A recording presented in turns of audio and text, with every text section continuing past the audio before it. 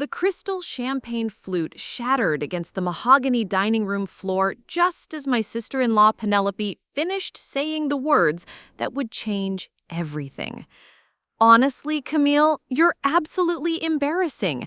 I can't believe we have to sit through another one of your ridiculous stories about your charity work when everyone knows you're just a trust fund baby playing pretend. Before we jump back in, tell us where you're tuning in from, and if this story touches you, make sure you're subscribed because tomorrow I've saved something extra special for you. The silence that followed wasn't just awkward family dinner quiet. It was the kind of complete absence of sound that happens when 23 relatives suddenly realize they've witnessed something that can't be taken back. My grandmother's antique Waterford glasses caught the light from the chandelier above our dining table in Millbrook Heights, creating tiny rainbows that danced across faces frozen in shock. The smell of turkey and cranberry sauce mixed with the tension so thick, you could cut it with the carving knife still sitting beside the bird. Behind me, I could hear my brother Jonathan's sharp intake of breath. Across the table, my cousin Rachel dropped her fork with a metallic clatter that seemed to echo through our family's century-old Georgian mansion like a gunshot. And at the head of the table, my father, Gregory Ashworth III, sat perfectly still, his expression unreadable behind his wire-rimmed glasses, though I caught something in his eyes that made my chest tighten with a recognition I couldn't quite place. Before we continue with what happened next, tell us where you're watching from, and if this story grips you, make sure you're subscribed because what I discovered after that Thanksgiving dinner will absolutely shock you. What Penelope didn't know, what none of them knew as they sat there in their designer clothes, picking at organic free-range turkey and discussing stock portfolios, was that her casual cruelty had just triggered the most expensive mistake of her life. Because the trust fund baby she just humiliated in front of our entire family wasn't actually living off inherited money. I was living off something far more complicated, far more dangerous, and infinitely more valuable than any Ashworth family investment portfolio. The charity work she'd mocked with such theatrical disdain wasn't feeding homeless people or organizing fundraising galas for children's hospitals. For the past 6 years, I'd been running the most sophisticated art recovery operation in the Western Hemisphere, specializing in retrieving stolen masterpieces and returning them to their rightful owners. What looked like a spoiled rich woman's hobby was actually a multi-million-dollar business that had brought down 3 international crime syndicates and recovered over $2 billion worth of stolen cultural artifacts. The Monet hanging in our family study wasn't purchased at auction. I'd recovered it from a warehouse in Belgrade after it was stolen from a Jewish family during World War II. The Picasso sketch in the hallway hadn't come from a gallery showing. I'd traced it through 14 different illegal sales before finding it in the private collection of a Russian oligarch who'd been using stolen art to launder money from human trafficking operations. But here's what made Penelope's dinner table humiliation so catastrophically expensive. The house she was sitting in, the same Millbrook Heights mansion where our family had hosted Thanksgiving for 43 years, wasn't actually owned by the Ashworth Family Trust. It was owned by Meridian Recovery Solutions, my art recovery company, purchased 2 years earlier as operational headquarters and collateral for the kind of high-stakes international work that required significant upfront capital and ironclad legal protection. The dining room where she just called me embarrassing contained 16 recovered masterpieces worth approximately $47 million, all awaiting authentication and return to families whose grandparents had lost them to Nazi theft, Soviet appropriation, or simple criminal greed. The wine cellar beneath her feet housed climate-controlled storage for artifacts that museums around the world had been searching for decades. Even the chandelier casting those pretty rainbows across her smug face was a recovered piece, an 18th century Venetian crystal masterwork that I'd traced through the black market from Prague to Panama City. And tomorrow morning, exactly 12 hours after her little performance, every single piece of it would be gone. The house, the contents, the wine collection, the silver she was eating with, even the Waterford crystal she'd just shattered, all of it liquidated through predetermined channels and converted into liquid assets that could be transferred to offshore accounts before anyone at this table understood what had happened. The irony wasn't lost on me as I looked around that dining room at faces that had suddenly gone from smugly superior to cautiously confused. They'd spent years assuming I was the family failure, the artistic one who couldn't manage money, the dreamer who needed family financial support to survive. In reality, I'd been subsidizing their lifestyles for half a decade, allowing them to maintain their social status and political connections while building my own international network of contacts that spanned from Interpol offices to private collectors who paid premium prices for discretion and results. Penelope's champagne glass wasn't the only thing that had shattered in that moment. She just destroyed the carefully constructed fiction that had allowed the Ashworth family to maintain their position in Millbrook Heights society while I conducted operations that required the kind of anonymity that comes from being underestimated and overlooked.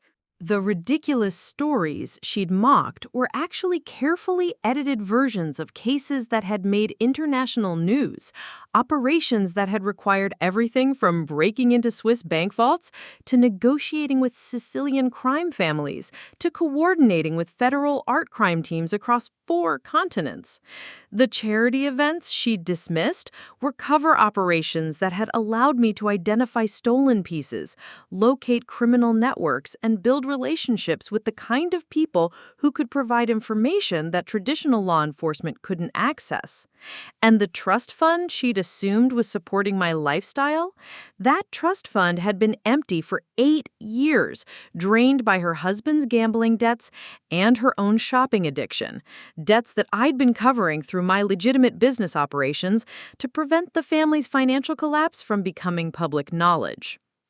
But as I sat there, watching cranberry sauce congeal on bone china that had belonged to my great-grandmother, listening to the grandfather clock in the hallway tick away the seconds of what would be the last Thanksgiving dinner this family would ever share in this house, I realized that Penelope's cruelty had actually done me a favor.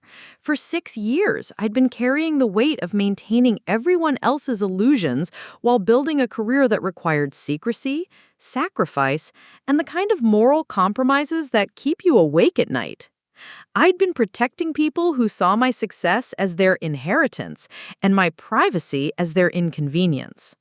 Tomorrow, I would be free of all of it. The house sale had already been arranged through shell companies that would complete the transaction before anyone could file legal challenges. The recovered artwork would be returned to its rightful owners through established channels, generating both karma and considerable tax advantages. The liquid assets would be transferred to accounts in Monaco, where I had already established residency and operational headquarters for the Mediterranean expansion of my business. Monaco, where art recovery specialists were respected rather than ridiculed, where discretion was considered a professional virtue rather than family embarrassment, and where the kind of international connections I'd built over 6 years of operations would allow me to work openly rather than hide behind the fiction of being a dilettante trust fund baby.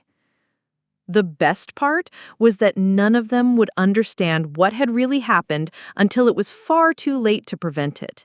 They'd assume I'd run away because my feelings were hurt, fled to Europe to spend daddy's money and nurse my wounded pride.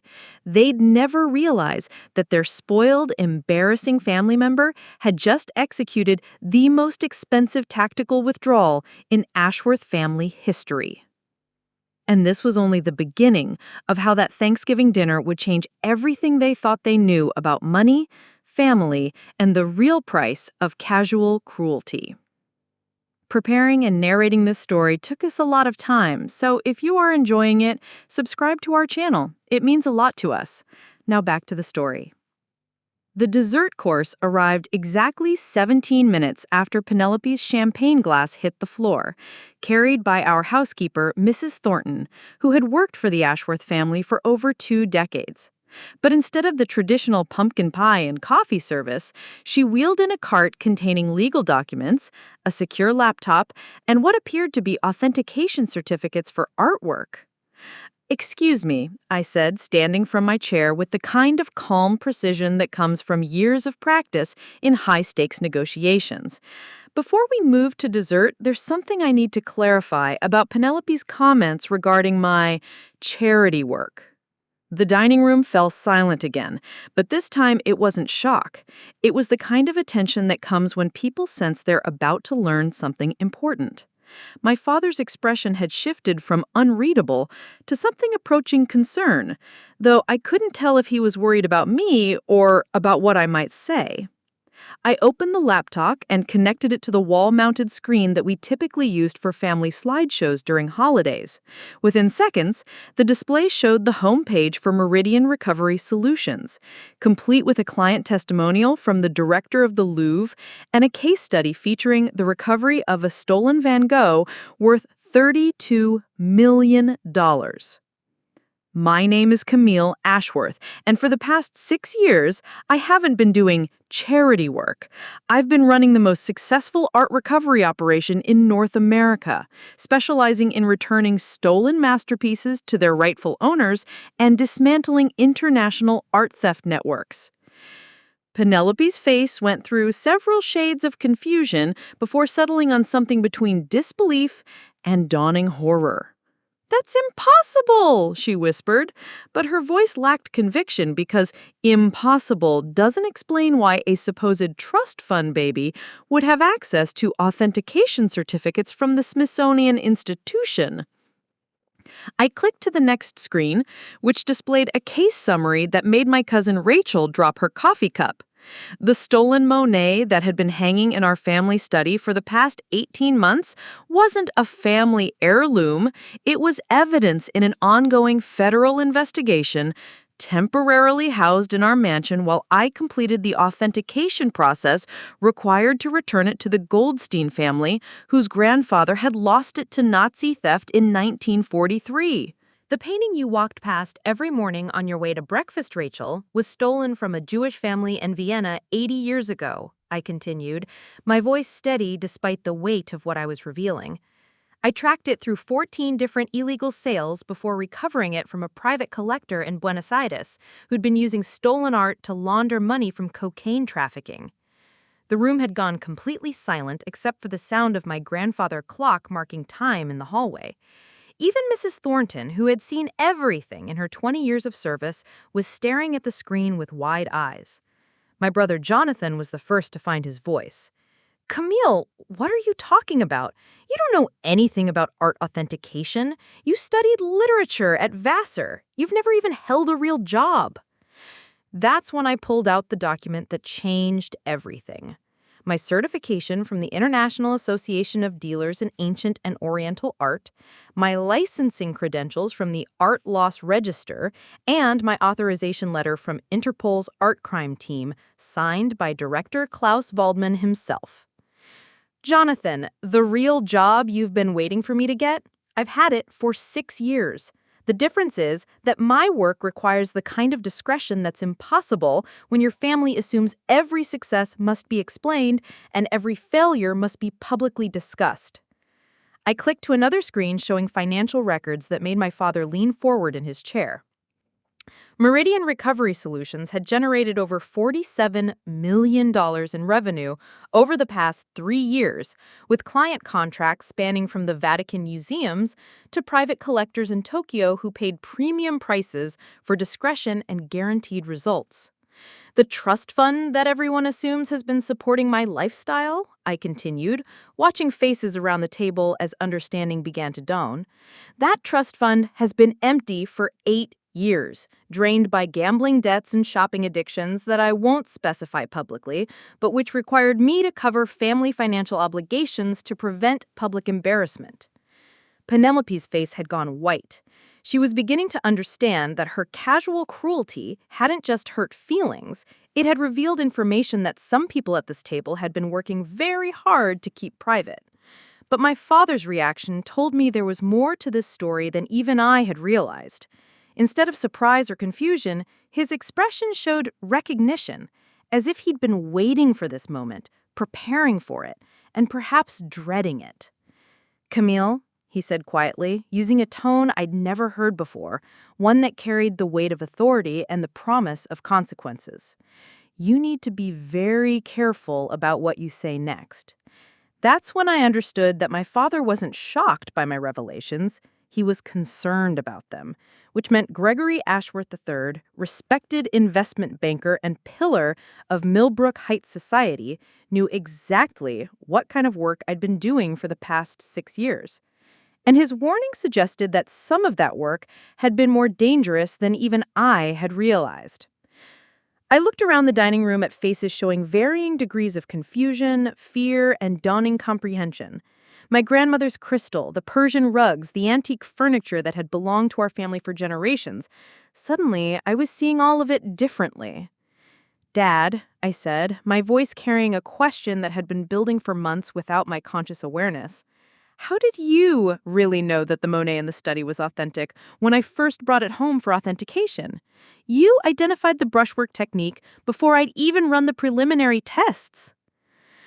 The silence that followed wasn't just awkward family dinner quiet anymore. It was the kind of complete absence of sound that happens when everyone in a room simultaneously realizes they're about to learn something that will change their understanding of everything they thought they knew about their family. Because my father's expression had shifted from concern to something approaching terror. And Penelope, who had started this evening by calling me embarrassing, was now staring at legal documents that proved her humiliation hadn't just cost her social standing. It had cost her access to $47 million worth of recovered artwork, a mansion that would be liquidated within 12 hours, and her position in a family whose financial stability had been secretly dependent on the success of the woman she'd just publicly humiliated. Mrs. Thornton was still standing by the door, holding the coffee service, but her expression had changed from professional politeness to something that looked suspiciously like recognition, as if she'd been waiting for this conversation for years. And that's when I realized that my carefully planned tactical retreat to Monaco wasn't going to be as simple as liquidating assets and transferring bank accounts. Because my family's connection to the art recovery world went much deeper than I had ever imagined, and my father's warning suggested that leaving the country might be the difference between a strategic career move and staying alive enough to enjoy it. Mrs. Thornton set down the coffee service with hands that trembled slightly, then did something that froze every person at that dining table. She walked to the mahogany sideboard where our family kept important documents, opened the bottom drawer with a key I'd never seen before, and withdrew a manila folder thick enough to contain years of correspondence. "Miss Camille," she said, her voice carrying an authority that belonged to someone who'd been keeping secrets far longer than 20 years of household service. "I think it's time your family understood exactly what kind of business you've really been running, and why your father has been so concerned about your safety." The folder contained photographs, financial records, and communication logs that made my art recovery operation look like a small-scale hobby. Surveillance images of me entering buildings in Prague, Vienna, and Barcelona that I'd never told anyone I'd visited. Bank transfer records showing payments from organizations I'd never heard of. And most disturbing, a detailed timeline of every case I'd worked for the past 6 years, complete with information I'd never shared with anyone. "The Goldstein Monet wasn't the first piece you recovered for families whose artwork was stolen during World War II, Mrs. Thornton continued, spreading documents across the dinner table where our traditional Thanksgiving feast was growing cold. "According to these records, you've returned stolen cultural artifacts to 47 different families across 12 countries, generating relationships with people who have very specific reasons to be grateful for your discretion. My cousin Rachel was staring at photographs that showed me meeting with individuals who looked nothing like art collectors or museum curators.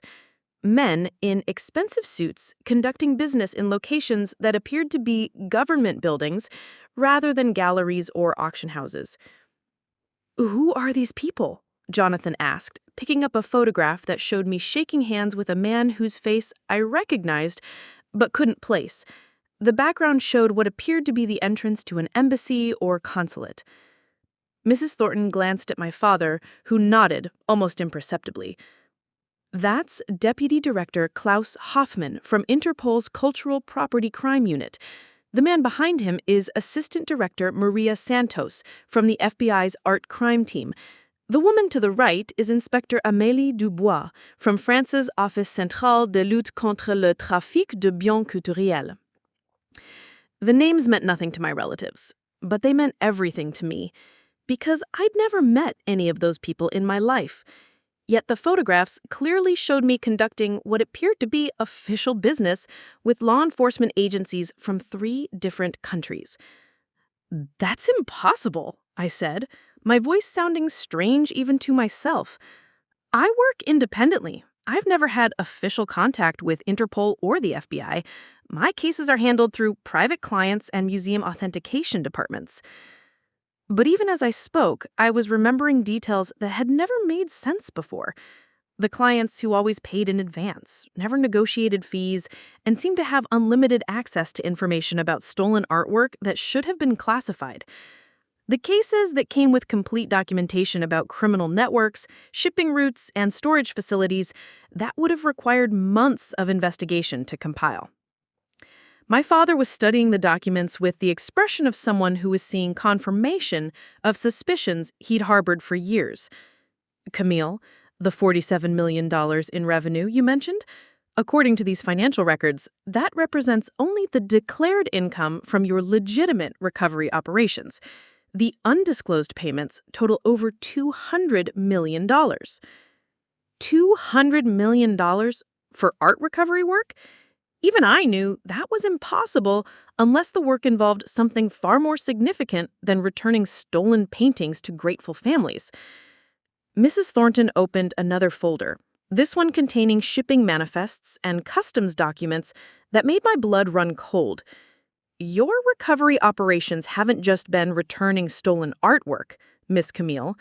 They've been disrupting international money laundering networks that use stolen cultural artifacts to transfer illegal funds between criminal organizations." The manifests showed patterns I'd never connected before. Every piece of artwork I'd recovered had been moved through shipping routes that connected to ports in countries known for banking secrecy, arms dealing, and human trafficking. The Monet I'd traced from Buenos Aires had passed through facilities in Panama, Switzerland, and Cyprus before reaching the private collector who'd been using it as collateral for cocaine transactions.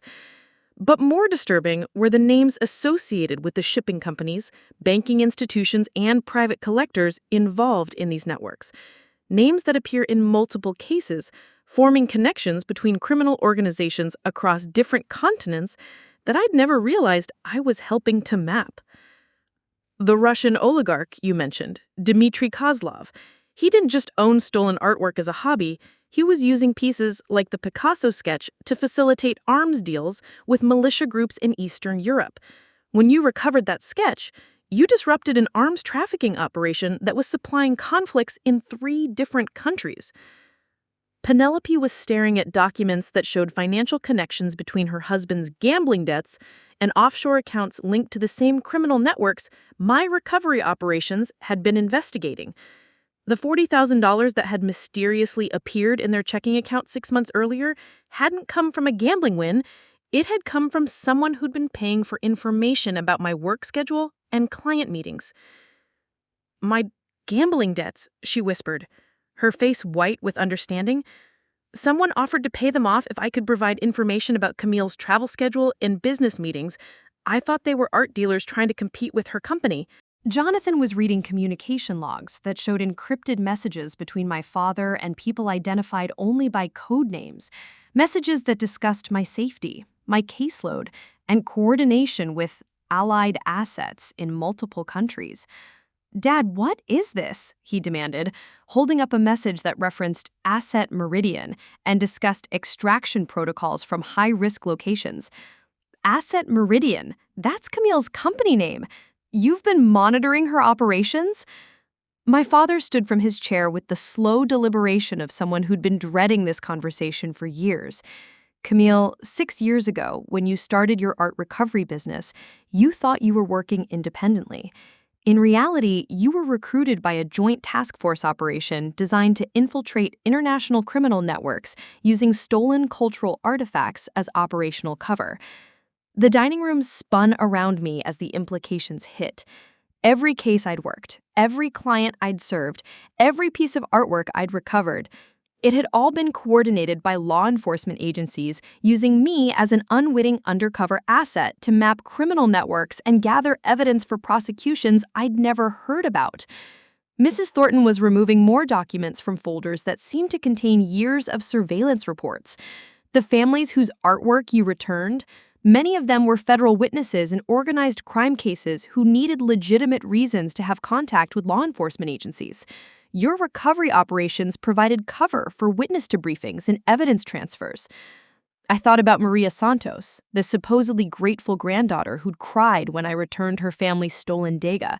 The emotional reunion had taken place in a government building I'd assumed was a museum storage facility. The tears had been real, but the story had been operational cover for her testimony about money laundering operations she'd witnessed while working as an accountant for Russian organized crime. The authentication certificates, the legal documentation, the client payments, I said, my voice barely audible above the sound of my own heartbeat. How much of my business has been real? Mrs. Thornton consulted a document that appeared to be an operational summary. According to this report, approximately 30% of your cases involved legitimate private clients seeking stolen artwork recovery. The remaining 70% were coordinated operations designed to gather intelligence about international criminal networks using cultural artifacts for money laundering, arms dealing, and human trafficking. The Persian rugs beneath our feet, the crystal chandelier above our heads, the antique furniture that had belonged to our family for generations. Suddenly, I was seeing all of it differently. My father had grown up in this house, inherited wealth from investments I'd never questioned, maintained social connections I assumed were purely social. The Ashworth family fortune, I said, the question forming as I spoke it. Dad, what kind of investment banking do you really do? Mrs. Thornton exchanged another look with my father before answering for him. Mr. Ashworth is a senior analyst for the Financial Crimes Enforcement Network, specializing in tracking criminal assets hidden through legitimate business investments. His work identifying money laundering operations through art transactions is what made him aware of your potential value as an operational asset. My entire adult life had been a carefully constructed intelligence operation. My business, my clients, my cases, even my family's financial stability, all of it coordinated by federal agencies using me to gather evidence against criminal networks that viewed stolen artwork as just another commodity for facilitating illegal transactions. And tomorrow morning, when I liquidated everything and transferred my assets to Monaco, I wouldn't just be making a dramatic exit from family embarrassment. I'd be leaving the country with operational intelligence about international criminal networks worth millions of dollars to the right buyers and absolutely invaluable to the wrong ones. The cottage in Monaco wasn't just a new home base for my business expansion. According to the documents Mrs. Thornton was still revealing, it was a designated safe house for federal assets who needed protection from criminal networks that had discovered their true identities. Penelope's dinner table cruelty hadn't just triggered my decision to leave the family. It had compromised a 6-year federal operation and put my life in danger from people who had very specific reasons to prevent me from reaching Monaco alive. The silence stretched until my father cleared his throat and spoke in a voice I'd never heard before, one that carried the authority of someone accustomed to making life and death decisions in rooms where failure meant more than career disappointment. Camille, you need to sit down and listen very carefully to what I'm about to tell you, because your life depends on understanding the situation you've just created by revealing operational intelligence in front of witnesses who haven't been security cleared. But I remained standing, my hands gripping the back of my chair as 6 years of carefully constructed reality crumbled around me. My life depends on it? Dad, you've been using me as an unwitting federal asset for my entire adult career.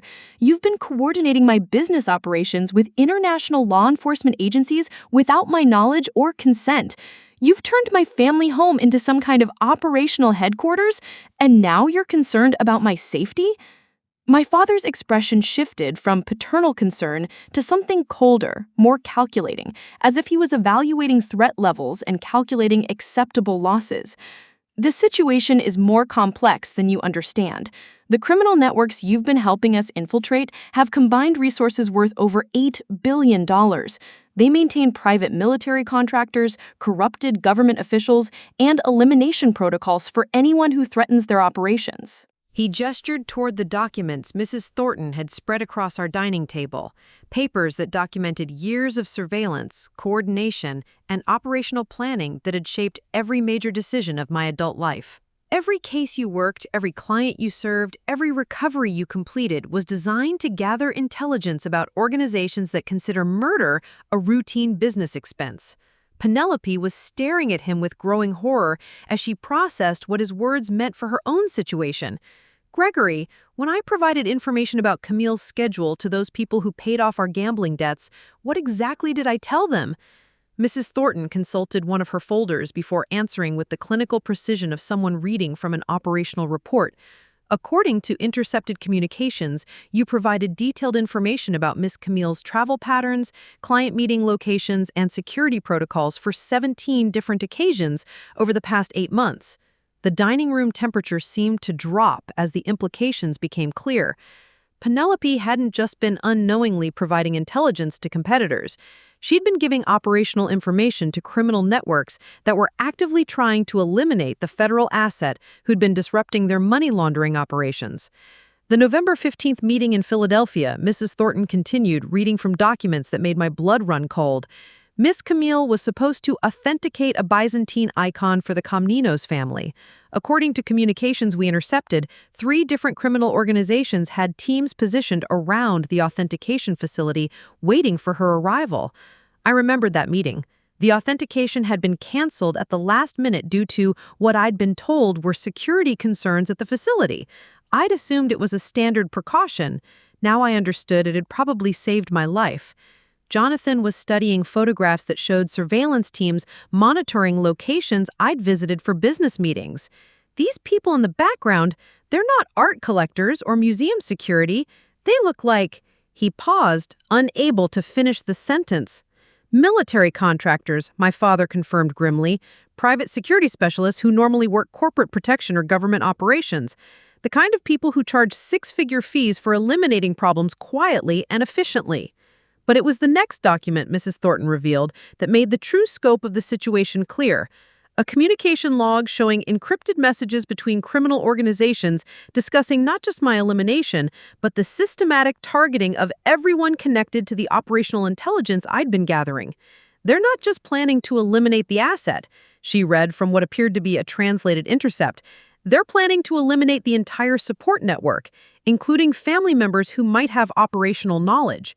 Rachel had gone white, understanding that her proximity to me had made her a target for people who viewed collateral damage as acceptable operational cost. Gregory, how long have you known that we were all in danger? My father was consulting his secure communication device, scrolling through messages that suggested the situation was evolving in real time. The threat assessment changed dramatically in the past 72 hours. Intelligence indicates that several criminal networks have discovered the true scope of Camille's operations and are coordinating a response that includes eliminating anyone who could testify about their activities. He looked around the table at faces showing varying degrees of terror and comprehension. The Thanksgiving dinner wasn't just a family gathering. It was supposed to be Camille's final briefing before extraction to Monaco, where she would continue operations under federal protection with a new identity and enhanced security protocols. The elaborate meal, the formal dining room setting, the presence of Mrs. Thornton with her mysterious folders. Suddenly, I was seeing all of it differently. This hadn't been a traditional holiday celebration. It had been an operational handoff disguised as a family dinner. But Penelope's outburst changed everything, Mrs. Thornton added, checking what appeared to be real-time intelligence updates on a secure tablet. By revealing operational details in front of unsecured witnesses, we've compromised protocols that took years to establish. My brother was staring at our father with the expression of someone whose entire understanding of family relationships was being rewritten. Dad, how long has our family been involved in federal operations? How long have you been coordinating intelligence work through our home? The answer came from Mrs. Thornton, who was apparently far more than a longtime housekeeper. The Ashworth family has been providing operational cover for financial crimes enforcement network operations for 37 years. Your grandfather's investment banking business was the original cover for tracking criminal assets. Your father inherited both the legitimate business and the federal coordination responsibilities. 37 years. My entire life, my brother's life, our childhood in this house, all of it had been operational cover for intelligence work that we'd never known about. The Monaco extraction isn't just about protecting Camille, my father continued, his voice showing strain as he coordinated multiple communication streams. It's about protecting operational intelligence that could expose criminal networks spanning 12 countries and involving political figures, corporate executives, and military contractors who have unlimited resources and no accountability. But it was Penelope who asked the question that changed everything. Gregory, if these criminal networks are so dangerous, if they're planning to eliminate everyone connected to Camille's operations, why didn't you warn us before now? Why did you let us walk into this situation without knowing the risks? My father's expression shifted to something I'd never seen before, not paternal authority or professional calculation, but something that looked suspiciously like guilt. Because the operational plan required authentic family dynamics, Mrs. Thornton answered when he didn't respond. Genuine reactions, natural behavior patterns, and unconscious responses that couldn't be replicated if family members knew they were participating in an intelligence operation. The weight of that statement settled over the dining room like toxic smoke. We hadn't just been unknowing participants in a federal operation. We'd been deliberately kept ignorant to maintain operational authenticity, used as unwitting assets whose natural family relationships provided cover for intelligence work that had put our lives at risk. You sacrificed our safety for operational security, I said, my voice carrying 6 years of accumulated betrayal. You used your own family as cover for intelligence work without telling us we were targets for elimination by criminal networks worth $8 billion? My father was already moving toward communication equipment that I now realized had always been hidden throughout our house, disguised as standard household electronics. The immediate priority is extraction. We have approximately 6 hours before coordinated teams arrive at this location. Everyone in this room needs to be relocated to secure facilities before midnight. But I was no longer the unknowing asset who'd been manipulated for 6 years of my adult life. No, Dad. The immediate priority is understanding exactly how many federal agencies have been coordinating operations through our family, how long they've been using us as cover, and what other intelligence work you've been conducting without our knowledge or consent. Mrs. Thornton was packing documents with the efficient speed of someone who'd done this before, but she paused to look at me with an expression that might have been sympathy. Miss Camille, there are aspects of this operation that are classified at levels that require congressional authorization to discuss. Your father has been operating under federal authorities that supersede normal family considerations. Congressional authorization? Federal authorities? Operational intelligence spanning 12 countries? What had started as Penelope's cruel comment about my embarrassing charity work had revealed that my entire family had been living cover identities for intelligence operations that reached into the highest levels of government. And now, because of a shattered champagne glass and a moment of dinner table cruelty, we were all targets for elimination by criminal networks that had unlimited resources and operational capabilities that matched or exceeded federal law enforcement. The Monaco extraction wasn't just about continuing my art recovery work under federal protection. It was about surviving the next 6 hours long enough to reach safety before people with military-grade equipment and no moral limitations could eliminate everyone who'd been exposed to operational intelligence worth $8 billion to the criminal networks we'd been helping to investigate. But as I looked around that dining room at my family's faces showing various degrees of terror and comprehension, I realized that federal protection might not be enough to save people who'd been unknowingly participating in intelligence operations for 37 years. Because the criminal networks weren't just targeting me. They were targeting the entire operational infrastructure that had been built around the Ashworth family, and they had the resources and motivation to ensure that none of us survived to testify about what we'd learned. The secure communication device on my father's belt chimed with an encrypted message that made his face shift from concern to something approaching relief. He read the message twice before looking up at our family gathered around the dining table where Thanksgiving dinner had become an operational briefing. "Change of status," he announced, his voice carrying a different quality than I'd heard all evening. "The Monaco extraction isn't happening tonight. It's been moved up to immediate implementation because we have an asset in position who's been coordinating with federal agencies for the past 18 months. Mrs. Thornton was consulting her own secure device, nodding as she processed information that was apparently updating in real time. Confirmed. Asset designation Crimson Phoenix has been providing intelligence about the criminal network's elimination protocols and has identified safe extraction windows for all family members. Asset Crimson Phoenix. The code name meant nothing to my relatives, but it explained why Mrs. Thornton had been so prepared with operational documents and why my father's communication equipment had been hidden throughout our house for years. But it was my cousin Rachel who asked the question that changed everything. If there's a federal asset who's been coordinating extraction protocols for 18 months, why are we just learning about this now? Why weren't we told about the security arrangements before tonight? The answer came from the dining room doorway, where a figure appeared who made every assumption about this evening obsolete. Penelope's husband Marcus stepped into the room wearing tactical gear and carrying communication equipment that belonged to someone with federal law enforcement authority. Because Asset Crimson Phoenix has been operating under deep cover for the past 18 months, gathering intelligence about criminal networks that were using family connections to track federal operations, he said, his voice carrying professional authority that belonged to someone accustomed to coordinating complex operations under pressure. The dining room fell into complete silence as everyone processed what Marcus had just revealed. Penelope was staring at her husband with an expression that moved through confusion, recognition, and dawning horror as she understood that the man she'd been married to for 3 years wasn't who she thought he was. "Marcus, what are you talking about?" she whispered, her voice barely audible above the sound of secure communication devices updating with operational intelligence. "You work in insurance sales. You've never been involved in law enforcement or federal operations." But Marcus was already coordinating with Mrs. Thornton, reviewing documents and communication logs with the efficiency of someone who'd been monitoring this situation for months rather than discovering it during dinner conversation.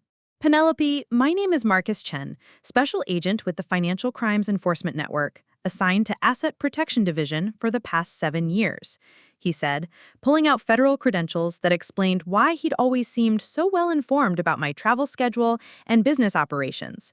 "I was placed in your social circle 18 months ago when intelligence indicated that criminal networks were using family connections to gather operational information about Camille's recovery work. The implications hit like a physical blow. Marcus hadn't married Penelope because he loved her. He'd married her because she provided access to family intelligence about federal operations that criminal networks were trying to infiltrate. My brother Jonathan was staring at identification credentials that showed Marcus's real background in financial crimes investigation, counterintelligence operations, and asset protection protocols.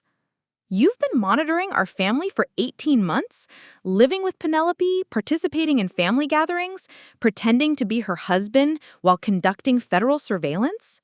The surveillance wasn't directed at your family. It was directed at the criminal networks that were using Penelope's gambling addiction and financial desperation to gather intelligence about Camille's operations."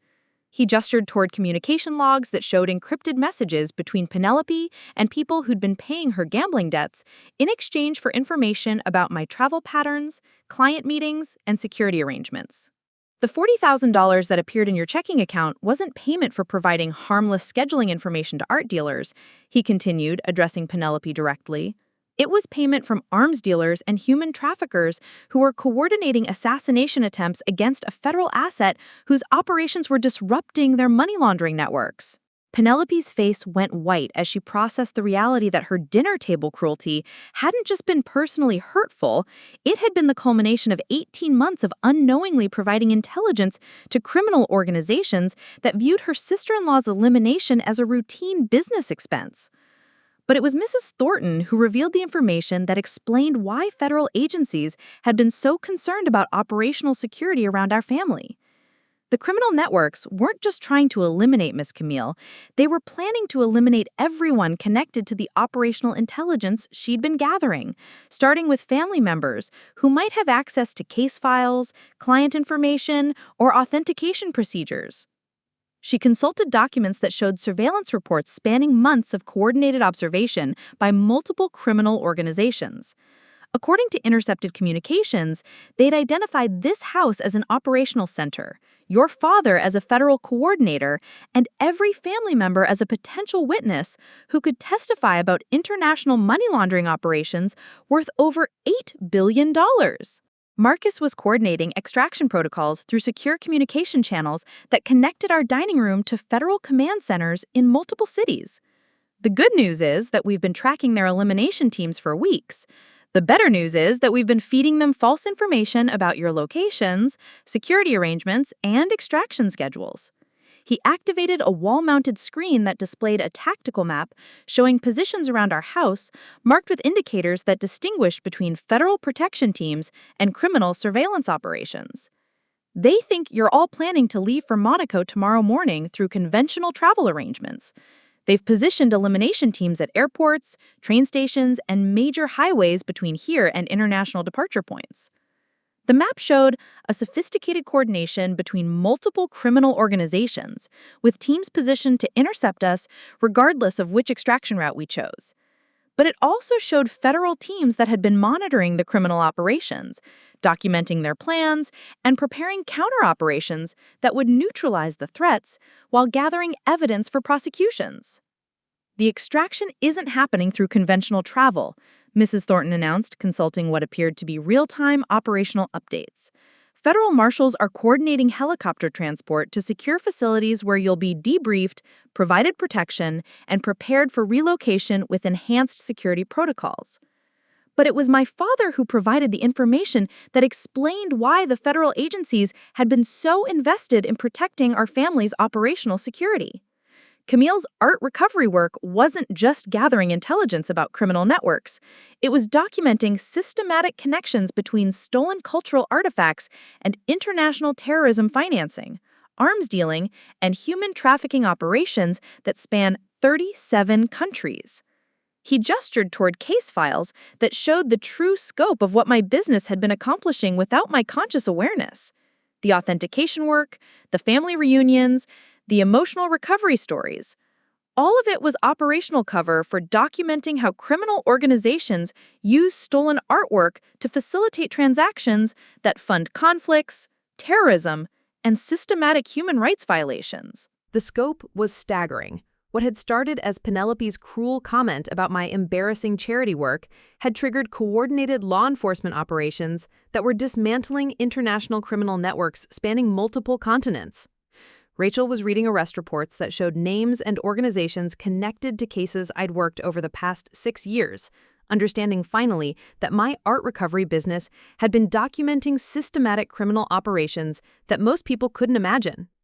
The Monaco relocation isn't just about protection, Marcus continued, reviewing extraction protocols with Mrs. Thornton. It's about continuing operations in a location where you'll have enhanced federal protection while expanding intelligence gathering about European criminal networks that use stolen cultural artifacts for the same illegal transactions. But it was Penelope who asked the question that revealed how completely our family dynamics had been shaped by federal operations. Marcus, when you married me, was any of it real? Or was everything just operational cover for monitoring criminal networks through family intelligence? Marcus paused in his coordination activities, looking at his wife with an expression that might have been genuine emotion beneath his professional demeanor. The marriage started as operational cover, but spending 18 months protecting someone you care about changes how you understand duty, family, and the difference between professional obligations and personal commitment. The tactical equipment, the federal credentials, the coordination with law enforcement agencies across multiple countries. All of it was real. But so was the man who'd been protecting his wife from criminal networks that viewed her elimination as collateral damage in their war against federal operations. Mrs. Thornton was receiving updates that showed federal teams moving into position around our house, coordinating protection protocols that would ensure our safe extraction to facilities where we could continue operations without the constant threat of elimination by criminal networks with unlimited resources. Transportation arrives in 30 minutes, she announced, consulting operational timelines that had been coordinated with federal agencies for weeks.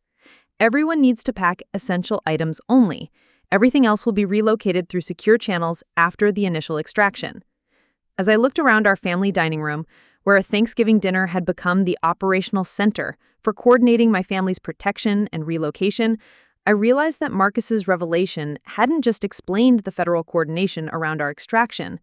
It had demonstrated that even the most calculated federal operations could evolve into something more personal than professional obligation, and that sometimes the best protection comes from people who choose family over career, even when family was originally just operational cover.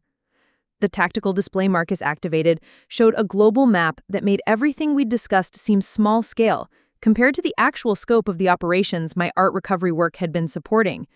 Red indicators marked criminal network facilities across 37 countries, each one connected to stolen cultural artifacts that had passed through authentication processes I'd conducted over the past 6 years. The Komnenos Byzantine icon you were supposed to authenticate in Philadelphia, San Thornton said, pulling up case files that connected my work to a network spanning 3 continents, wasn't just stolen artwork. It was collateral for arms transactions between Serbian war criminals and militia groups operating in sub-Saharan Africa. She activated additional map layers that showed shipping routes, financial institutions, and communication networks that connected every case I'd worked to systematic criminal operations that used stolen cultural artifacts as untraceable currency for illegal transactions. The authentication work you thought you were doing for grateful families was actually documenting how international criminal organizations move money without triggering banking oversight or law enforcement attention, Marcus continued, scrolling through intelligence reports that showed the true financial scope of what we'd been investigating. A single piece of stolen artwork can facilitate transactions worth tens of millions of dollars because the buyers and sellers never have to use traditional banking systems. The numbers were staggering. The Degas I'd returned to Maria Santos hadn't been worth the $2 million I'd estimated for insurance purposes. It had been used as collateral for cocaine trafficking operations that generated over $50 million in annual revenue for cartels operating between Colombia and Eastern Europe. Jonathan was staring at shipping manifests that showed how stolen artwork moved through the same transportation networks used for arms dealing, human trafficking, and international terrorism operations. These aren't separate criminal organizations. They're all connected through the same infrastructure. Correct, my father confirmed, consulting secure communication channels that were updating with real-time intelligence from law enforcement operations across multiple time zones. What we discovered through Camille's operations is that stolen cultural artifacts serve as a universal currency for criminal networks because they're portable, valuable, and difficult to trace through conventional financial monitoring systems. Marcus was coordinating with federal command centers while simultaneously explaining the scope of what had been revealed through my unknowing participation in intelligence operations. The 47 families whose artwork you returned over 6 years, 32 of them were federal witnesses in organized crime prosecutions. The emotional reunions were operational cover for witness debriefings and evidence transfers that couldn't be conducted through conventional law enforcement channels. The authentication certificates, the grateful tears, the heartfelt letters thanking me for returning family treasures, most of it had been carefully orchestrated theater designed to gather intelligence about criminal networks while providing plausible cover for federal witness protection operations. Mrs. Thornton was displaying communication intercepts that showed how criminal organizations discussed my work in encrypted channels they'd assumed were secure. According to these translations, they identified your operations as a systematic threat to their money laundering capabilities approximately 14 months ago. The intercepts revealed that multiple criminal organizations had been coordinating efforts to eliminate me, not because I'd recovered specific pieces of stolen artwork, but because my authentication processes were documenting the infrastructure they used to facilitate illegal transactions worth billions of dollars annually. The Russian arms dealer, Dmitry Kozlov, she continued, pulling up surveillance photos that showed him meeting with people I'd encountered during authentication work, wasn't just using stolen artwork for personal collection. He was coordinating with Balkan organized crime, Latin American cartels, and Southeast Asian human trafficking networks to create a global transaction system that operated entirely outside conventional banking oversight. The scope expanded beyond anything I could have imagined. Criminal networks spanning 6 continents were using stolen cultural artifacts as a currency system that allowed them to conduct transactions for weapons, drugs, human beings, and terrorist operations without leaving financial traces that law enforcement agencies could track through traditional methods. Rachel was reading intelligence reports that showed how the networks coordinated operations across different criminal specializations. They're not just stealing artwork and selling it to collectors. They're using stolen cultural artifacts as a banking system for every type of international crime. The authentication work you conducted, Marcus explained, reviewing case files that showed connections between my work and federal prosecutions in 17 countries, allowed law enforcement agencies to document how this currency system operates, identify key participants, and gather evidence that traditional financial investigations couldn't access. My father was monitoring multiple communication channels that were coordinating simultaneous law enforcement operations across different time zones. In the past 8 hours, federal agencies have executed search warrants at facilities in 43 different locations, seizing over $3 billion worth of stolen cultural artifacts that were being used to facilitate international criminal operations. $3 billion. The number was beyond anything I could process. My small art recovery business had been documenting criminal operations that generated more money annually than the gross domestic product of some countries. But it was the next revelation that showed how completely my family's life had been shaped by these operations. Mrs. Thornton activated a timeline that showed 37 years of Ashworth family involvement in federal intelligence operations, dating back to before my birth. The Ashworth family fortune, she said, displaying financial records that showed the true source of our multi-generational wealth, was built through asset recovery operations that preceded your father's official federal employment by 2 decades. The timeline showed that my grandfather's investment banking business had been conducting intelligence operations for federal agencies since the 1980s, tracking criminal assets hidden through legitimate business investments, and providing operational cover for law enforcement agencies investigating international money laundering operations. Your childhood in this house, your education at private schools, your family's social connections in Millbrook Heights, Mrs. Thornton continued, all of it was maintained through compensation for federal intelligence operations that your family has been conducting for nearly 4 decades. Jonathan was staring at financial records that showed payments from federal agencies spanning multiple presidential administrations, both political parties, and law enforcement operations that had been classified at the highest levels of government. Our entire family history has been operational cover for federal intelligence work. The Ashworth family social position provided access to international collectors, auction houses, and private galleries that law enforcement agencies couldn't approach through conventional channels, my father explained, reviewing communications that showed coordination with federal operations dating back to the Reagan administration. Marcus was coordinating extraction protocols while simultaneously reviewing intelligence reports that showed the current scope of criminal network response to our operations. The elimination teams positioned around your house represent coordinated efforts by criminal organizations from 12 different countries. They're not just trying to eliminate witnesses to their current operations, they're trying to eliminate an entire family whose intelligence work has been disrupting their activities for nearly 40 years.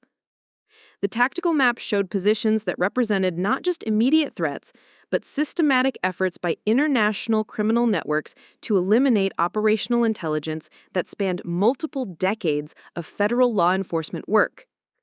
The Monaco relocation, Mrs. Thornton announced, consulting extraction schedules that had been coordinated with federal agencies across multiple countries, isn't just about continuing your art recovery operations under enhanced protection.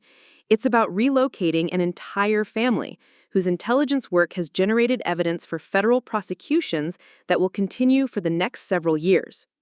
She displayed case files that showed ongoing investigations in 23 countries, all built on intelligence that had been gathered through operations coordinated by my family over nearly 4 decades. The criminal networks aren't just targeting Camille, they're targeting everyone connected to intelligence operations that have exposed systematic connections between stolen cultural artifacts and international criminal activities worth over $50 billion annually. $50 billion. The number represented more than the annual budget of most countries, generated through criminal operations that used stolen artwork as currency for facilitating every type of international crime. Rachel was reading intelligence reports that showed how federal agencies planned to use evidence gathered through our family's operations to prosecute criminal networks that had been operating with impunity for decades. This isn't just about protecting our family from retaliation. It's about protecting evidence that will dismantle criminal operations spanning multiple continents. Mrs. Thornton was receiving updates that showed federal teams positioning for extraction operations that would relocate us to secure facilities where we could continue intelligence work while being protected from criminal networks with unlimited resources and international operational capabilities. Transportation arrives in 15 minutes, she announced, consulting operational timelines that had been coordinated with federal protection services. The helicopter will transport you to secure facilities where you'll be debriefed about intelligence operations spanning 4 decades and prepared for continuing work under enhanced protection protocols.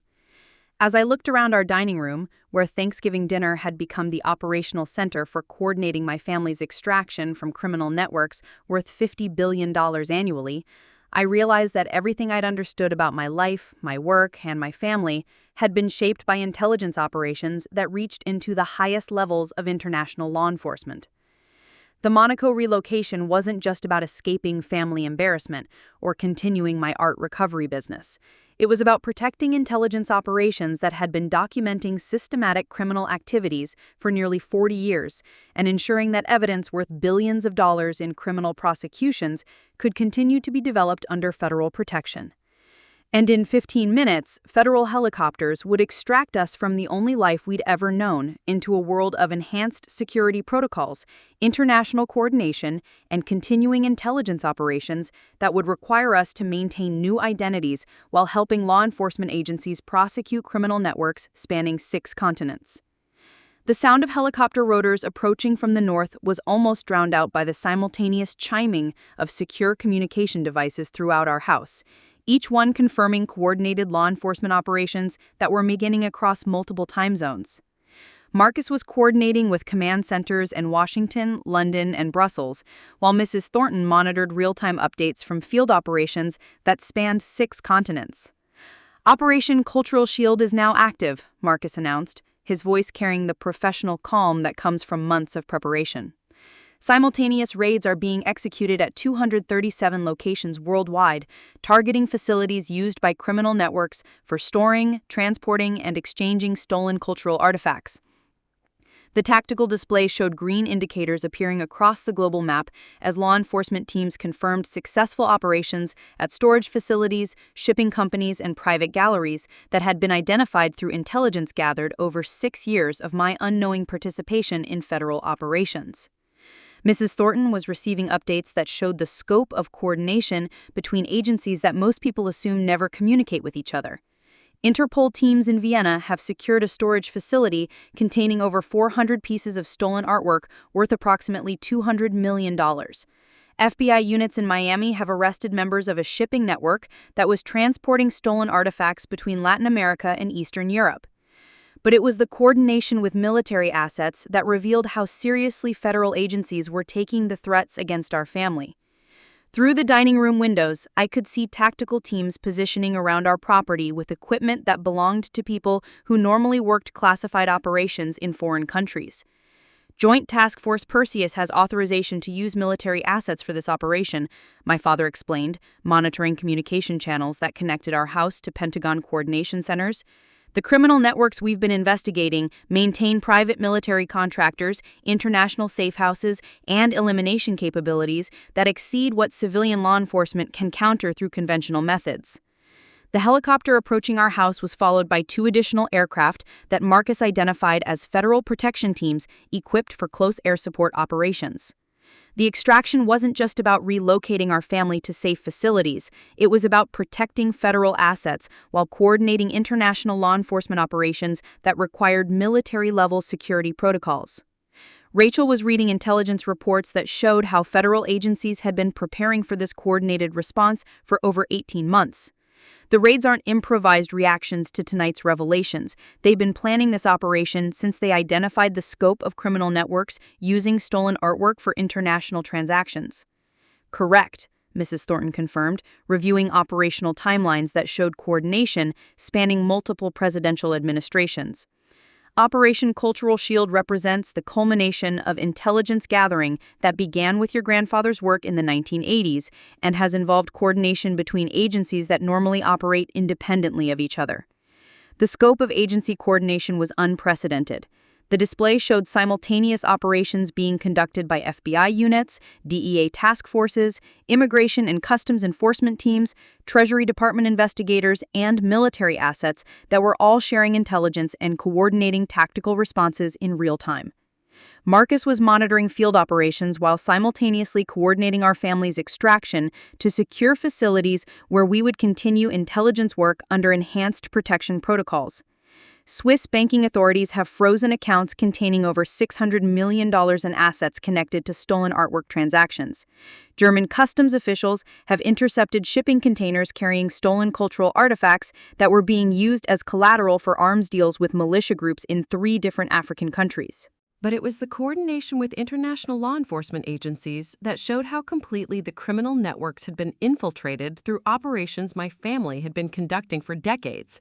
Jonathan was reading arrest reports from operations in countries where I'd never worked, conducted by agencies that had somehow gained access to intelligence about criminal networks I'd never heard of. How do law enforcement agencies in Australia have detailed information about criminal networks I encountered in Prague? He asked, reviewing coordination reports that showed global information sharing between agencies that had been monitoring different aspects of the same criminal operations. Because the stolen artwork authentication processes you conducted, my father explained, generated intelligence that law enforcement agencies shared through channels that connect financial crimes investigation, international terrorism prevention, and organized crime prosecution operations across 43 different countries. The coordination wasn't just between American federal agencies. It was between financial crimes units, terrorism investigation divisions, and organized crime task forces that spanned multiple continents and had been sharing intelligence about criminal networks that used stolen cultural artifacts as a universal currency system. Mrs. Thornton was receiving updates from operations that were revealing the true scope of criminal network coordination. Assets seized in the past 4 hours include stolen artwork worth over $800 million, cryptocurrency accounts containing approximately $200 million in illegal proceeds, and physical evidence documenting transactions that facilitated arms dealing, human trafficking, and terrorist operations in 29 different countries. The numbers represented more than successful law enforcement operations. They represented the dismantling of criminal infrastructure that had been operating for decades with impunity because law enforcement agencies lacked the intelligence necessary to document systematic connections between different types of international crime.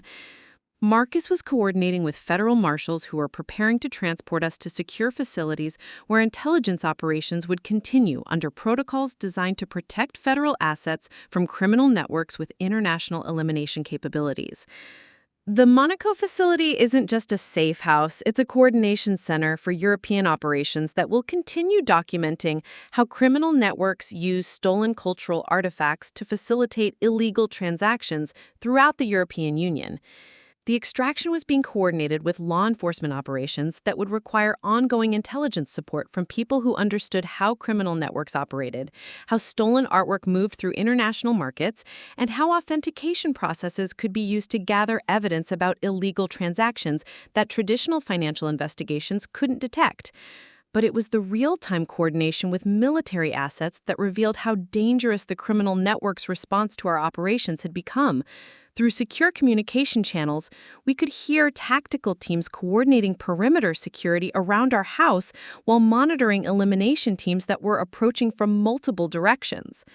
Criminal response teams are moving toward this location from 3 different directions, Marcus announced, his voice carrying the controlled tension that comes from coordinating protection operations while under active threat.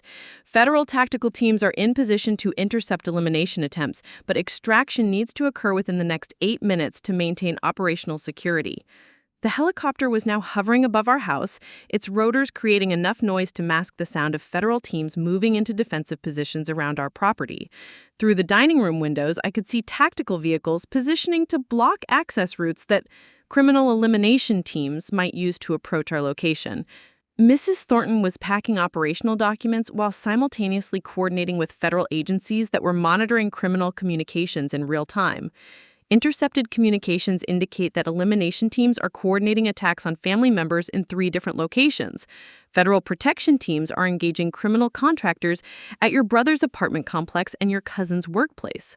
The scope of criminal network response revealed how systematically they'd been planning to eliminate everyone connected to intelligence operations that had exposed their systematic use of stolen cultural artifacts for facilitating international crime. They weren't just targeting immediate family members, they were targeting anyone who might have operational knowledge about intelligence gathering that had been conducted over decades. My father was coordinating final extraction protocols while monitoring communication channels that connected our house to federal command centers coordinating simultaneous protection operations for multiple families whose intelligence work had generated evidence for international criminal prosecutions. The extraction includes relocation for 17 different families whose intelligence operations have contributed to cultural shield prosecutions, he announced, reviewing protection protocols that had been prepared for people whose federal work had made them targets for elimination by criminal networks spanning multiple continents. Rachel was reading intelligence reports that showed how federal agencies planned to continue operations using evidence gathered through our family's work while protecting everyone whose intelligence contributions had made them targets for criminal network retaliation. This isn't just about protecting our family, it's about protecting an entire network of federal assets whose work has been coordinating for decades.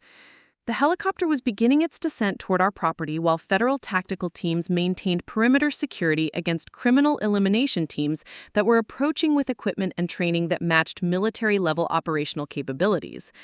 The extraction was being conducted as a military operation because the threats against our family represented systematic efforts to eliminate federal intelligence operations that had been disrupting criminal activities worth billions of dollars annually. Marcus was coordinating final communication protocols while federal marshals prepared to transport us to secure facilities where we would continue intelligence work under protection systems designed to counter elimination attempts by criminal networks with unlimited resources and international operational capabilities. Transportation is landing in 2 minutes, Mrs. Thornton announced, consulting extraction schedules that had been coordinated with federal protection services. Everyone needs to move to the helicopter immediately upon touchdown. Federal teams will maintain security during transport to facilities where operational debriefing will continue under enhanced protection protocols. As federal tactical teams positioned around our house while criminal elimination teams approach from multiple directions, I realized that the coordinated law enforcement response to our intelligence operations represented something beyond traditional criminal prosecution. It represented systematic efforts to dismantle criminal networks that had been operating with impunity for decades by using federal intelligence operations that had required an entire family to maintain operational cover for nearly 40 years. The Monaco relocation wasn't just about continuing my art recovery work under federal protection. It was about participating in ongoing intelligence operations that would require years of additional work to prosecute criminal networks spanning 6 continents and generating illegal proceeds worth tens of billions of dollars annually. And in 2 minutes, federal helicopters would extract us from the only life we'd ever known into a world of enhanced security protocols and continuing intelligence operations that would determine whether decades of federal work could successfully dismantle criminal networks that had considered themselves beyond the reach of law enforcement agencies. The helicopter's landing created a whirlwind that scattered the last remnants of our Thanksgiving dinner across the dining room floor. But as federal marshals ushered us toward the aircraft, I found myself turning back to look at Mrs. Thornton, who wasn't joining our extraction. She stood in the doorway of the house where I'd grown up, holding operational documents that represented 40 years of family intelligence work, and her expression carried the weight of someone who was staying behind to face consequences she'd been preparing for since before I was born. Mrs. Thornton isn't trimming with us, I realized aloud, my voice barely audible above the helicopter rotors. She's staying to coordinate cleanup operations and destroy evidence that could compromise ongoing federal investigations. Marcus was helping Penelope into the aircraft while simultaneously coordinating with tactical teams that were engaging criminal elimination units approaching from 3 different directions. But he paused long enough to confirm what I'd suspected about our longtime housekeeper's true role in our family's operations. Eleanor Thornton has been coordinating federal intelligence operations through your family for 37 years, he said, his voice carrying respect for someone who dedicated her adult life to work that required sacrificing normal relationships, family connections, and personal safety. She volunteered to remain behind to ensure that operational security is maintained during your extraction and relocation. 37 years. Mrs. Thornton had been protecting our family's intelligence operations since I was an infant, maintaining cover as household staff while coordinating with federal agencies that most people never knew existed. Every birthday party, every family dinner, every holiday celebration had been operational cover for intelligence work that required her to live a completely fabricated identity to protect federal assets she'd helped create and maintain. As the helicopter lifted off from our property, I could see federal tactical teams engaging criminal contractors in firefights that were taking place in the woods surrounding our house. Through the aircraft windows, the Millbrook Heights mansion where I'd grown up looked like a war zone, with law enforcement vehicles and military equipment protecting a house that had been operational headquarters for intelligence work spanning multiple decades. Jonathan was staring down at our family home with the expression of someone whose entire understanding of childhood had been rewritten in a single evening. How much of our lives was real? How many of our family memories were actually operational cover for federal intelligence work? The question hung in the air as we flew towards secure facilities where we would be debriefed about intelligence operations that had shaped every major decision of our adult lives. But it was Rachel who provided the answer that explained why federal agencies had been so invested in maintaining our family's operational security.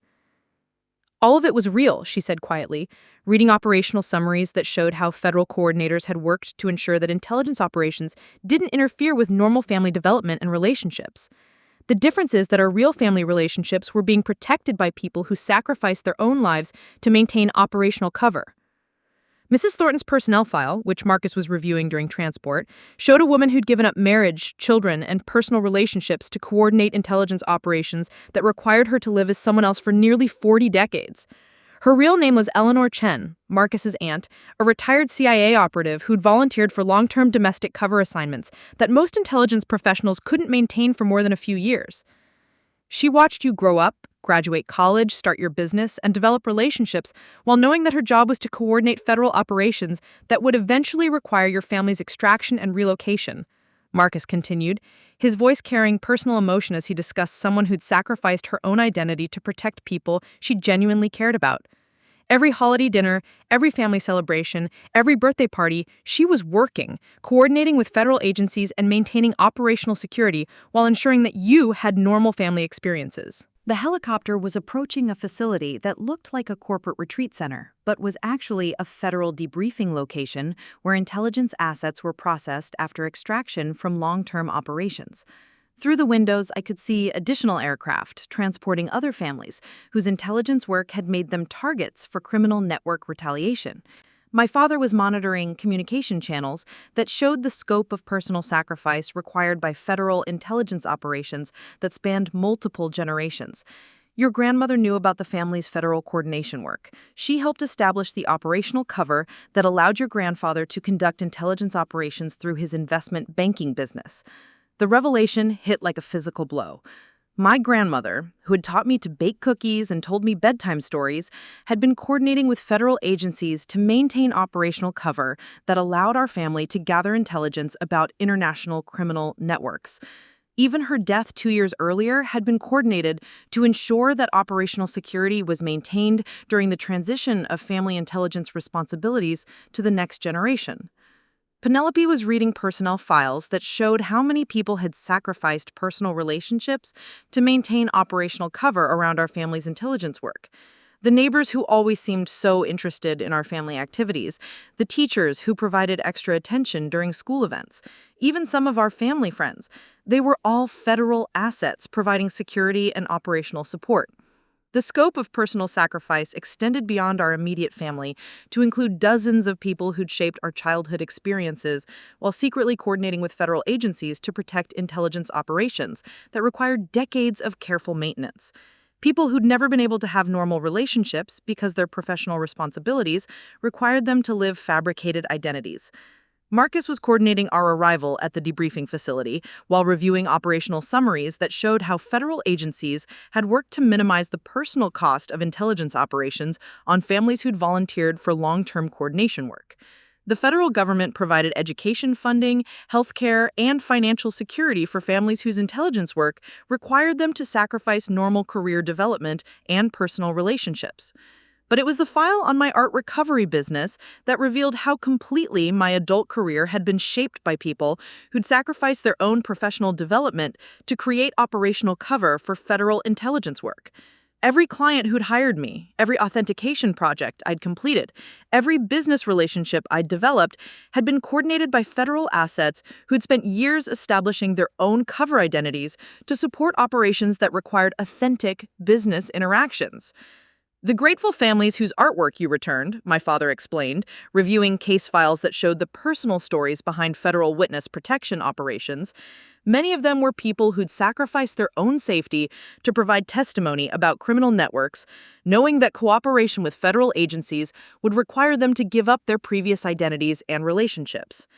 The helicopter was beginning its descent toward the federal facility where we would be debriefed about intelligence operations while being prepared for continuing work under enhanced security protocols. But as I looked down at the facility where we would begin new lives under federal protection, I understood that our personal sacrifice was part of a much larger pattern of people who'd given up normal relationships and career development to participate in intelligence work that required decades of commitment. Rachel was reading operational files that showed how many federal assets had volunteered for long-term assignments that prevented them from maintaining personal relationships, developing normal careers, or living in their real identities. The people who've been protecting our family for decades, most of them have never been able to have normal lives because their work required them to sacrifice personal happiness for operational security. Mrs. Thornton, who'd spent 37 years coordinating federal intelligence operations while living as our family's housekeeper, represented hundreds of federal assets who'd made similar sacrifices to protect intelligence operations that required authentic cover identities maintained over multiple decades. The landing at the federal facility was coordinated with security protocols that had been prepared for families whose intelligence work had generated evidence for international criminal prosecutions.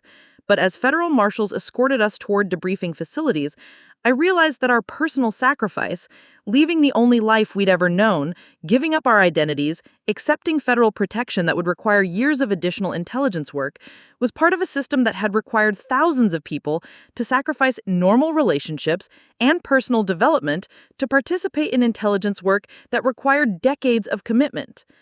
Jonathan was staring at the federal facility where we would be prepared for continuing intelligence operations under new identities designed to protect us from criminal networks with international elimination capabilities. We're not just being relocated for our protection. We're being prepared for years of additional intelligence work that will require us to sacrifice the relationships and career development we might have had under normal circumstances. The debriefing facility contained families from 17 different long-term intelligence operations, all of whom had been extracted from operational covers that had required them to live fabricated identities while gathering evidence about criminal networks that spanned multiple continents. Marcus was coordinating our intake process while reviewing operational assignments that would continue our family's intelligence work under enhanced security protocols in European facilities where we would have federal protection but would also be required to maintain new cover identities for operations that could continue for decades. The Monaco relocation isn't retirement from intelligence work, he explained, helping coordinate our transition from family members who'd been unknowing participants in federal operations to federal assets who would be conscious participants in continuing intelligence work. It's preparation for expanded operations that will require you to sacrifice personal relationships and career development for intelligence work that can continue for the rest of your lives. As federal coordinators prepared us for debriefing processes that would transition us from unknowing participants to conscious federal assets, I understood that the personal sacrifice required by intelligence operations extended far beyond our family to include thousands of people who'd volunteered to give up normal lives to participate in operations that required decades of commitment to work that most people could never understand. The Thanksgiving dinner that had begun with Penelope's cruel comment about my embarrassing charity work had revealed that our entire family had been participating in personal sacrifices that were part of intelligence operations spanning multiple generations, coordinated by federal agencies that required people to give up their real identities to protect evidence gathering that could continue for decades. And now, as we began the debriefing process that would prepare us for years of continuing intelligence work under federal protection, we were joining thousands of other families whose personal sacrifices had been required to maintain intelligence operations that protected democratic institutions from criminal networks with unlimited resources and international capabilities. The federal debriefing facility contained a communications center that displayed real-time updates from international prosecution efforts spanning 43 countries, each screen showing arrest statistics, asset seizures, and legal proceedings that were being coordinated through evidence gathered by intelligence operations our family had been conducting for decades without fully understanding their scope. Federal prosecutor Amanda Rivera, who had been coordinating international legal proceedings for the past 18 months, briefed us on the scope of criminal prosecutions that were being filed using intelligence gathered through our family's operations. In the past 12 hours, federal prosecutors in 17 countries have filed charges against over 400 individuals connected to criminal networks that use stolen cultural artifacts for money laundering, arms dealing, and human trafficking operations. The numbers represented more than successful law enforcement statistics. They represented systematic justice for crimes that had been committed with impunity for decades because criminal networks had operated beyond the reach of traditional law enforcement coordination. Marcus was monitoring legal proceedings while coordinating our family's transition from unknowing intelligence assets to conscious participants in ongoing federal operations. The Swiss banking authorities have frozen accounts containing over $2 billion in assets connected to stolen artwork transactions. Those funds will be used for victim compensation, witness protection programs, and continued funding for international law enforcement coordination. $2 billion in criminal assets seized in a single day represented the largest financial recovery in the history of international organized crime prosecution.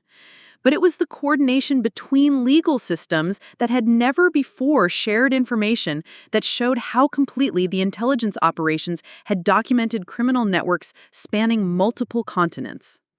Rachel was reading prosecution summaries that showed how evidence gathered through our family's work was being used in legal proceedings that would continue for years.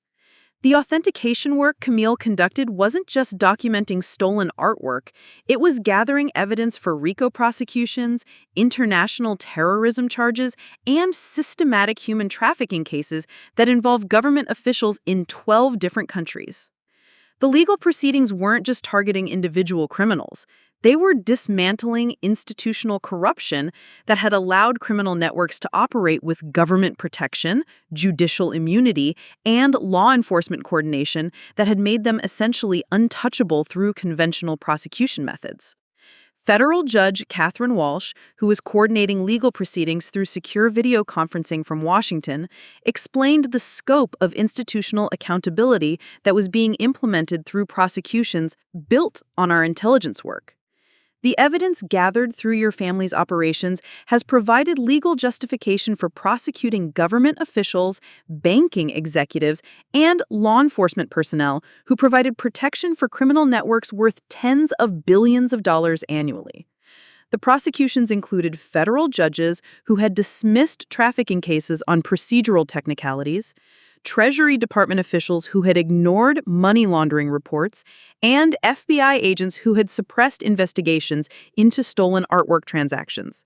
The institutional corruption extended into agencies that were supposed to prevent exactly the crimes they had been facilitating.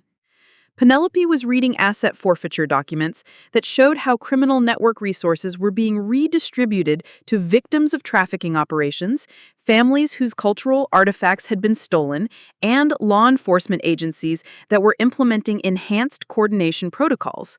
They're not just prosecuting criminals, they're using criminal assets to fund victim recovery and prevention programs.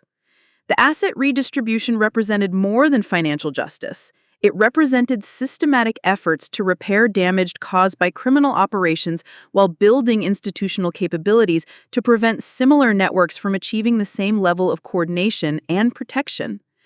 Jonathan was reviewing prosecution timelines that showed legal proceedings would continue for several years, requiring ongoing testimony and evidence support from families whose intelligence work had documented criminal operations spanning multiple decades.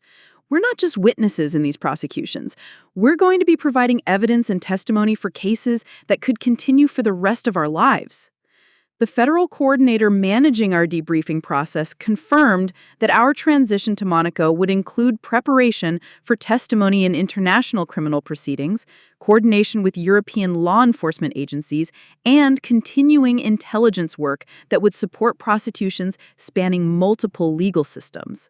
My father was monitoring communication channels that showed coordination between prosecution efforts in countries that had never before shared legal resources for organized crime cases. The stolen artwork authentication processes that Camille conducted allowed federal prosecutors to demonstrate systematic connections between criminal operations that different countries had been investigating independently for years. The international legal coordination represented unprecedented cooperation between judicial systems that had traditionally operated within their own jurisdictional limitations. Criminal networks that had exploited those limitations to avoid prosecution were now facing systematic legal action that spanned multiple continents. Federal agent Diana Torres, who had been coordinating witness protection for families extracted from long-term intelligence operations, provided updates on the personal consequences facing criminal network participants who had been arrested in coordinated raids. Dmitry Kozlov, the Russian arms dealer whose operations were disrupted through artwork recovery work, has been extradited to Germany, where he faces charges for facilitating weapons transactions that supplied conflicts in 7 different countries. The individual prosecutions represented more than criminal justice. They represented systematic accountability for people who had considered themselves beyond the reach of law enforcement because their criminal operations had been protected by government corruption and international coordination. But it was the prosecution of American officials that showed how completely the intelligence operations had exposed institutional failures that had allowed criminal networks to operate with government protection. Treasury Department Deputy Director Michael Harrison faced federal charges for suppressing money laundering investigations. Federal Judge Robert Chen faced impeachment proceedings for dismissing trafficking prosecutions. FBI Assistant Director Patricia Wells faced criminal charges for providing criminal networks with advance warning of law enforcement operations. Rachel was reading prosecution documents that showed systematic accountability extending to people who had used legitimate institutions to facilitate criminal operations.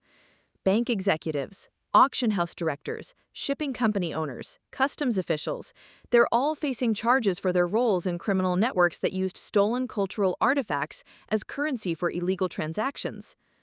The prosecutions weren't limited to obviously criminal activities. They included systematic accountability for institutional failures that had allowed criminal networks to capture government agencies and legitimate businesses, and financial institutions for use in illegal operations. Marcus was coordinating with federal prosecutors who were preparing international legal proceedings that would require testimony from families whose intelligence work had documented criminal operations across multiple jurisdictions. The Monaco facility isn't just providing federal protection, it's preparing you for participation in legal proceedings that will establish international precedents for prosecuting transnational criminal networks. The legal proceedings represented more than criminal prosecution. They represented systematic efforts to establish international coordination protocols that would prevent similar criminal networks from achieving the same level of institutional capture and government protection. Federal Prosecutor Rivera was coordinating with international legal authorities while reviewing prosecution strategies that would continue for years. The intelligence gathered through your family's operations provides evidence for prosecuting criminal networks under terrorism statutes, human trafficking laws, and systematic corruption charges that have never before been applied to organizations using stolen cultural artifacts for international crime. The legal innovations represented systematic efforts to adapt prosecution methods to criminal networks that had evolved beyond traditional organized crime structures to become essentially parallel government systems operating through legitimate institutions. My father was reviewing legal documents that showed how evidence gathered through our family's operations would be used to prosecute criminal networks while protecting the institutional reforms necessary to prevent similar operations from developing in the future. The prosecutions aren't just about punishing individual criminals. They're about dismantling institutional vulnerabilities that allowed criminal networks to capture government agencies and legitimate businesses, and financial institutions from being used for money laundering operations, and law enforcement agencies from being corrupted by criminal influence. Jonathan was reading legal summaries that showed prosecution efforts coordinated between countries that had never before shared evidence for organized crime cases. The international legal coordination that's being established through these prosecutions will continue for decades. We're not just participating in criminal trials, we're helping establish legal frameworks that will shape international law enforcement for generations. The debriefing process was preparing us for testimony in legal proceedings that would establish international precedents while coordinating our relocation to facilities where we could continue intelligence work under federal protection. But as federal coordinators explained the scope of legal accountability that had been established through our family's intelligence operations, I understood that the prosecutions represented systematic justice for crimes that had been committed with impunity for decades. The Monaco relocation would include participation in international legal proceedings that would continue for years while establishing systematic accountability for criminal networks that had considered themselves beyond the reach of law enforcement agencies. Our family's intelligence work hadn't just exposed individual crimes. It had documented institutional corruption that required systematic legal reform and international coordination to prevent similar criminal networks from achieving government protection. And as federal prosecutors coordinated legal proceedings spanning multiple continents while preparing us for testimony that would establish international legal precedents, I realized that the justice being implemented through these prosecutions represented more than criminal accountability. It represented systematic efforts to restore institutional integrity that had been compromised by criminal networks worth tens of billions of dollars annually, ensuring that democratic institutions could no longer be captured and used to facilitate international crime.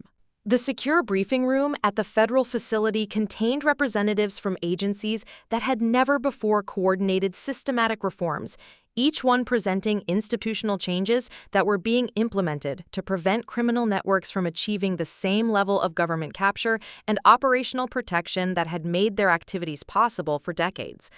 Deputy Director Sarah Mitchell from the Treasury Department's Financial Crimes Enforcement Network outlined the first wave of institutional reforms that were being implemented using intelligence gathered through our family's operations. The Cultural Artifact Transaction Monitoring System is now operational across 43 countries, creating real-time tracking capabilities for stolen artwork sales that exceed $50,000 in value. The monitoring system represented more than enhanced law enforcement coordination. It represented systematic prevention capabilities that would make it impossible for criminal networks to use stolen cultural artifacts as currency for illegal transactions without triggering immediate law enforcement response. FBI Assistant Director Thomas Anderson was coordinating with international law enforcement agencies while explaining how institutional reforms would prevent the systematic corruption that had allowed criminal networks to operate with government protection. The International Law Enforcement Coordination Protocol establishes mandatory information sharing between agencies investigating cultural property crimes, money laundering operations, and international trafficking networks. The coordination protocol eliminated jurisdictional limitations that criminal networks had exploited to avoid prosecution by moving operations between countries whose law enforcement agencies didn't share intelligence about transnational criminal activities. Marcus was reviewing institutional reform documents while coordinating our family's transition to continuing intelligence operations under enhanced federal protection.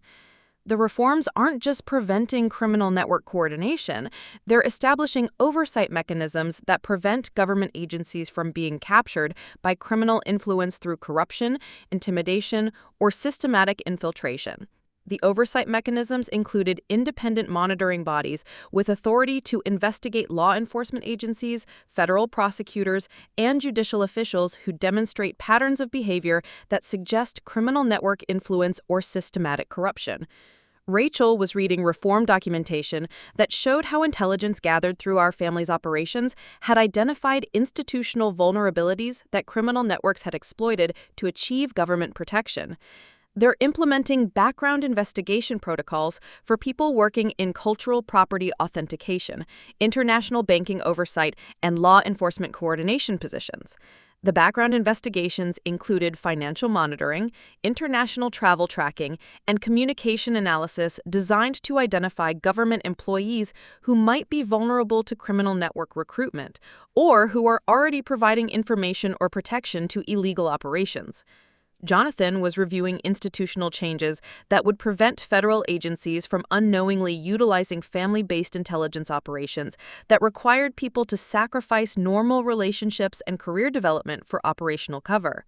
They're establishing oversight requirements for long-term intelligence operations that involve civilian assets, requiring congressional notification and periodic review of operations that continue for more than 5 years. The oversight requirements represented systematic accountability for intelligence operations that had operated without adequate supervision, ensuring that federal agencies couldn't exploit civilian assets for operations that required personal sacrifices without appropriate legal authorization and institutional review. Rachel was reading institutional reform documents that showed how oversight mechanisms would prevent the systematic exploitation of civilian assets for intelligence operations that required them to sacrifice normal career development and personal relationships.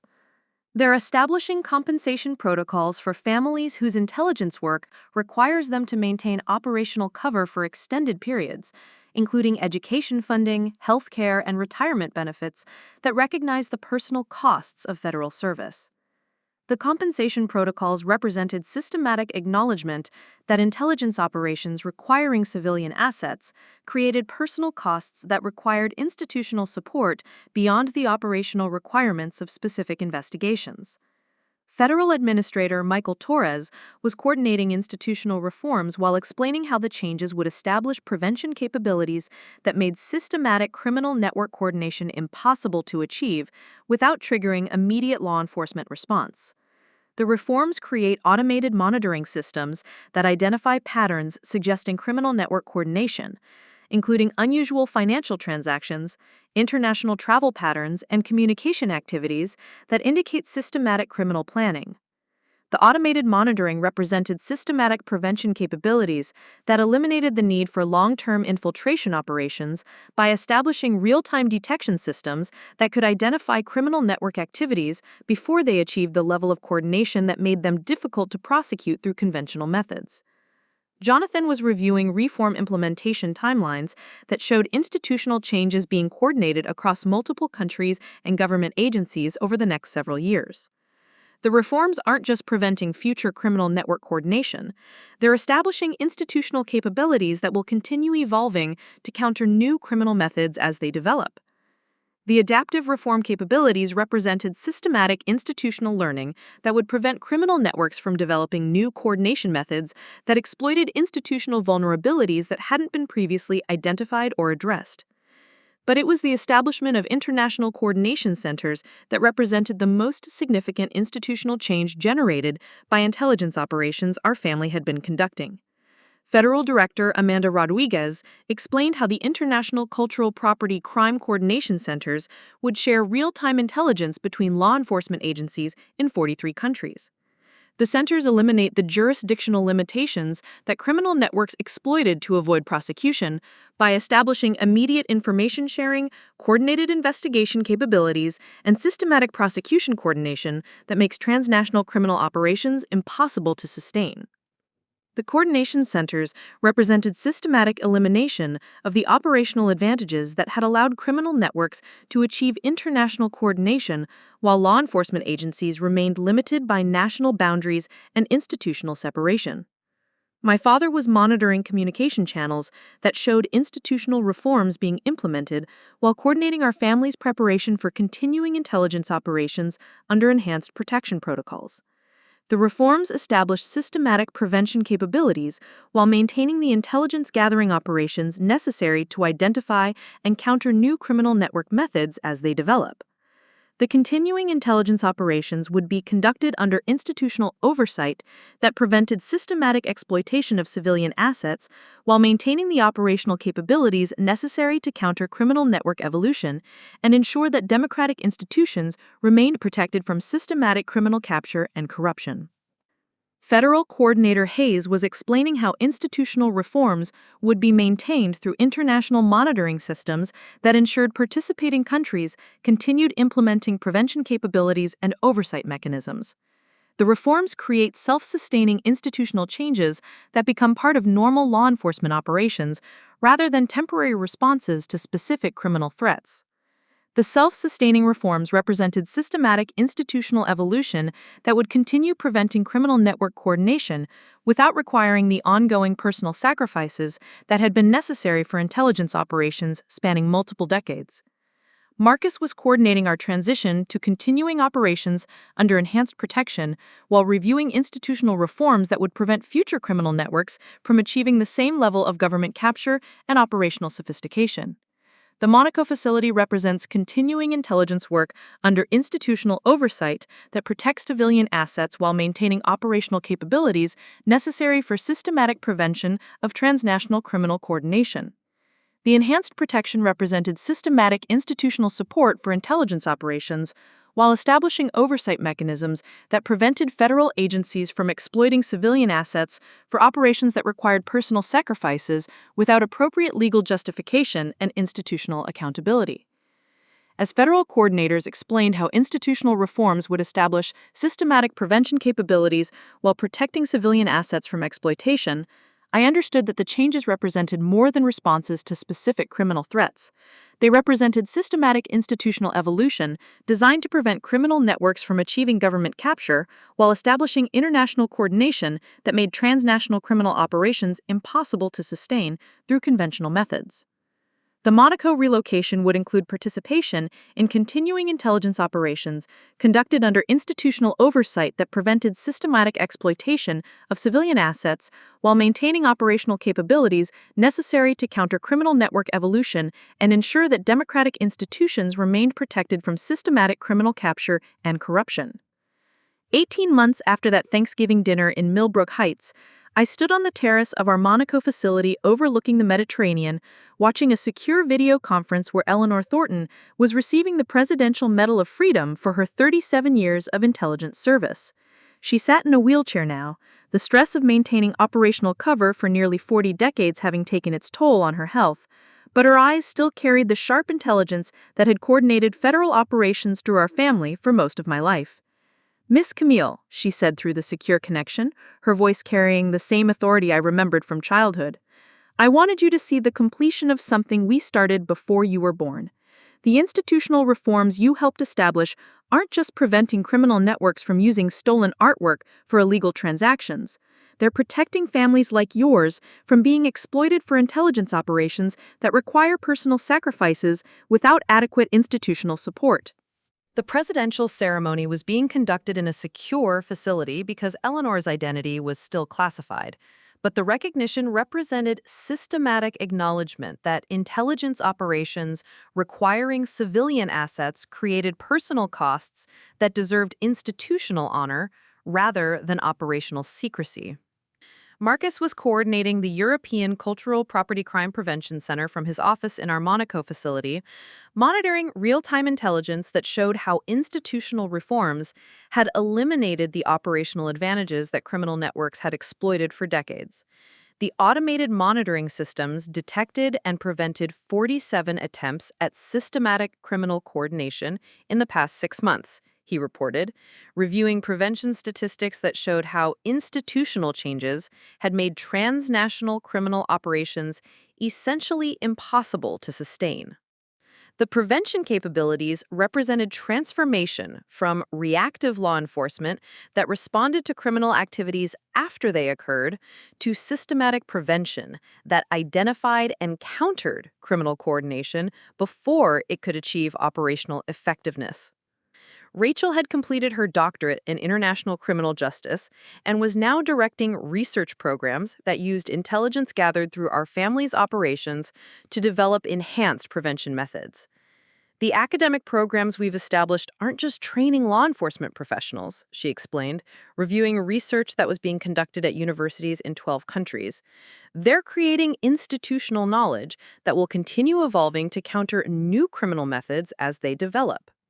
The research programs represented systematic institutional learning that ensured prevention capabilities would continue adapting to criminal network evolution without requiring the personal sacrifices that had been necessary for intelligence operations spanning multiple decades. Jonathan had transitioned from unknowing participant in family intelligence operations to directing the International Family Asset Protection Program, which provided support for families whose federal work required them to maintain operational cover. We're not just protecting families who are currently participating in intelligence operations, he said, coordinating with federal agencies that were implementing enhanced civilian asset protection protocols. We're providing recovery support for families whose operations have concluded, helping them rebuild personal relationships and career development that were sacrificed for operational requirements. The recovery programs represented systematic institutional acknowledgement that intelligence operations created personal costs that required ongoing support beyond the operational requirements of specific investigations. My father had been promoted to Director of International Financial Crimes Coordination, establishing systematic cooperation between agencies that had traditionally operated within separate jurisdictional limitations. The coordination protocols we've established eliminate the operational advantages that criminal networks exploited to differences between national law enforcement systems, he explained, monitoring communication channels that connected law enforcement agencies in 43 countries. Criminal networks can no longer avoid prosecution by moving operations between countries whose agencies don't share intelligence about transnational criminal activities. The international coordination represented systematic elimination of jurisdictional vulnerabilities that criminal networks had exploited to achieve operational sophistication that made them essentially immune to conventional prosecution methods. But it was Penelope's transformation that represented the most personal resolution from our family's extraction and relocation. She had completed certification as a federal victim services coordinator and was now providing support for people whose lives had been disrupted by criminal network retaliation or whose cooperation with law enforcement required them to sacrifice personal relationships and career development. I spent months providing intelligence to criminal networks because I didn't understand what I was doing, she said, coordinating victim support services from her office in the Monaco facility. Now, I help other people understand how criminal networks exploit personal vulnerabilities and financial desperation to recruit unknowing participants in operations that put entire families at risk. Her victim services work represented transformation from unknowing participant in criminal network operations to conscious advocate for people whose circumstances made them vulnerable to criminal recruitment and exploitation. The Monaco facility itself had evolved from emergency extraction location to permanent European coordination center for cultural property crime prevention, housing families whose intelligence work continued under enhanced protection protocols while maintaining institutional oversight that prevented systematic exploitation of civilian assets. Mrs. Eleanor Thornton's secure video connection allowed her to participate in facility operations despite her retirement from active intelligence coordination. The families working here aren't sacrificing their personal development for operational requirements, she observed, watching children play in security-protected recreational areas while their parents conducted intelligence work under institutional oversight. They're participating in systematic prevention work while maintaining normal family relationships and career development opportunities. The enhanced protection protocols represented systematic institutional support that eliminated the personal costs that had been required for previous intelligence operations while maintaining operational capabilities necessary for systematic criminal network prevention. Marcus and Penelope's relationship had evolved from operational cover to genuine partnership in federal work that allowed them to maintain personal connection while contributing to systematic criminal prevention. The marriage started as federal assignment, Marcus explained, coordinating with European law enforcement agencies while managing operational security for our facility. But protecting people you care about changes how you understand duty, family, and the difference between professional obligation and personal commitment. Their relationship represented transformation from fabricated operational cover to authentic partnership in federal work that contributed to systematic prevention while allowing normal personal development and family relationships. The operational briefing room in our facility displayed real-time statistics showing how institutional reforms had eliminated criminal network coordination capabilities across multiple continents. Cultural property crime prosecutions had increased by 847% since the reforms were implemented. Money laundering detection through stolen artwork transactions had achieved 94% prevention effectiveness. International coordination between law enforcement agencies had eliminated jurisdictional vulnerabilities that criminal networks had exploited to achieve operational sophistication that made them essentially immune to conventional prosecution methods. But the most significant transformation was represented by families who were participating in intelligence operations under institutional oversight that protected their personal development while contributing to systematic criminal prevention. Children were attending normal schools while their parents conducted federal work. Families maintained authentic relationships while contributing to operations that protected democratic institutions from systematic criminal capture. Rachel was presenting research results to international audiences through secure video conferences that connected our facility to academic institutions, law enforcement agencies, and policy organizations in dozens of countries. The intelligence operations that our family conducted for decades weren't sustainable because they required personal sacrifices that couldn't be maintained indefinitely, she explained to audiences of law enforcement professionals and policymakers. The institutional reforms we've established create systematic prevention capabilities that protect civilian assets while maintaining operational effectiveness.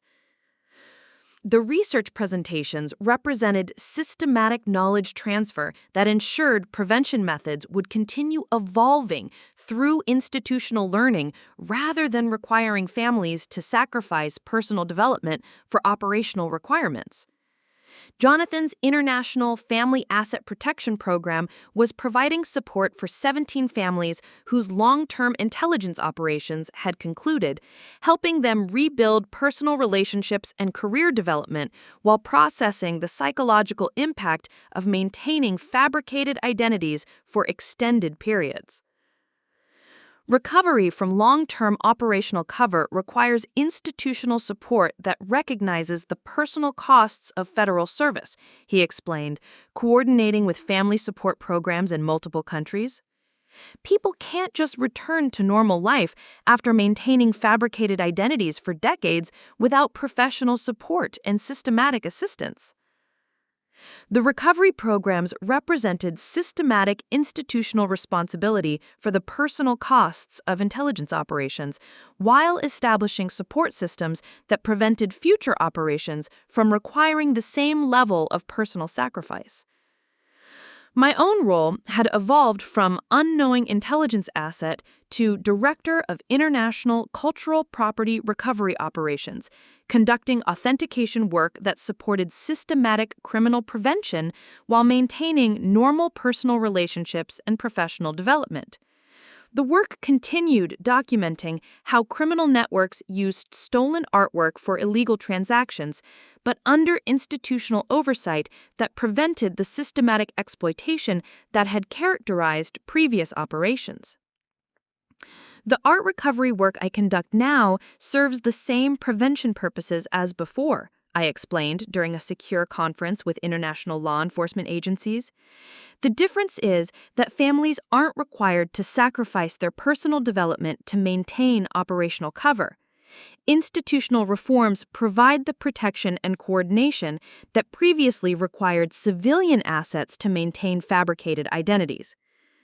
The enhanced operational capabilities represented systematic transformation from exploitative intelligence methods to sustainable prevention systems that protected civilian assets while maintaining effectiveness against criminal network coordination. As I concluded the secure video conference and walked back to the terrace overlooking the Mediterranean, I realized that the most significant transformation wasn't the institutional reforms, the prevention capabilities, or the international coordination that had dismantled criminal networks worth tens of billions of dollars annually.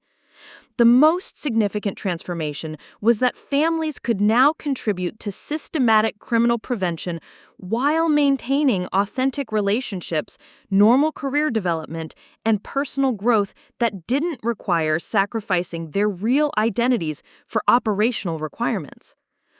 Penelope's cruel comment at that Thanksgiving dinner had triggered revelations that transformed not just our family's understanding of federal intelligence work, but the institutional methods that democratic societies used to protect themselves from systematic criminal capture and corruption.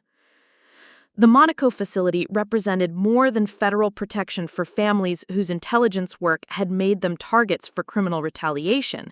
It represented systematic institutional evolution that ensured democratic institutions could maintain protection from criminal networks while respecting the personal development and authentic relationships of people whose federal service contributed to that protection. And as I watched the sunset over the Mediterranean from a facility where families maintained normal relationships while contributing to systematic prevention of international crime, I understood that the most important legacy of our family's intelligence operations wasn't the criminal prosecutions, institutional reforms, or international coordination they had generated. The most important legacy was the transformation from exploitative intelligence methods that required personal sacrifice to sustainable prevention systems that protected both democratic institutions and the families whose service made that protection possible. The house in Millbrook Heights had been sold, as I'd planned during that Thanksgiving dinner 18 months earlier. But instead of a dramatic exit from family embarrassment, it had become funding for institutional reforms that protected civilian assets while maintaining systematic prevention of criminal networks that threaten democratic institutions worldwide. The embarrassing charity work that Penelope had mocked had become international coordination that protected children, families, and cultural heritage from systematic criminal exploitation while ensuring that the families who contributed to that protection could maintain authentic relationships and normal personal development. And the Monaco relocation had become not escape from family dysfunction, but transformation to systematic prevention work that protected democratic institutions while respecting the personal development of people whose federal service made that protection possible. Up next, you've got 2 more standout stories right on your screen. If this one hit the mark, you won't want to pass these up. Just click and check them out.